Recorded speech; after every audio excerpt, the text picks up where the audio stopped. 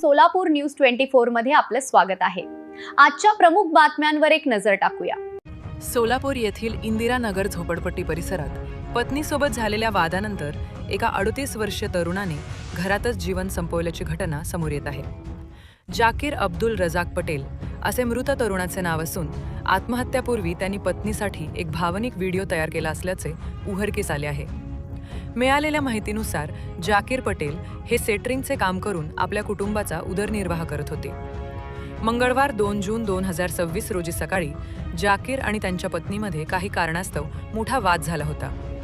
या वादातून आलेल्या नैराश्यातून त्यांनी सायंकाळी आनंदनगर भाग 1 मधील राहत्या घरात जीवन संपवले। विशेष म्हणजे हे टोकाचे पाऊल उचलण्यापूर्वी त्यांनी पत्नीसाठी सुमारे 6 मिनिटे 24 सेकंदांचा एक व्हिडिओ रेकॉर्ड केला होता। रात्री 8:30च्या सुमारास ही घटना नातेवाईकांच्या निदर्शनास आली। त्यांनी जाकीर यांना तातडीनं खाली उतरवून शासकीय रुग्णालयात दाखल केले, परंतु उपचारापूर्वीच डॉक्टरांनी त्यांना मृत घोषित केले। सोलापूर पोलीस या प्रकरणाचा पुढील तपास करत आहेत।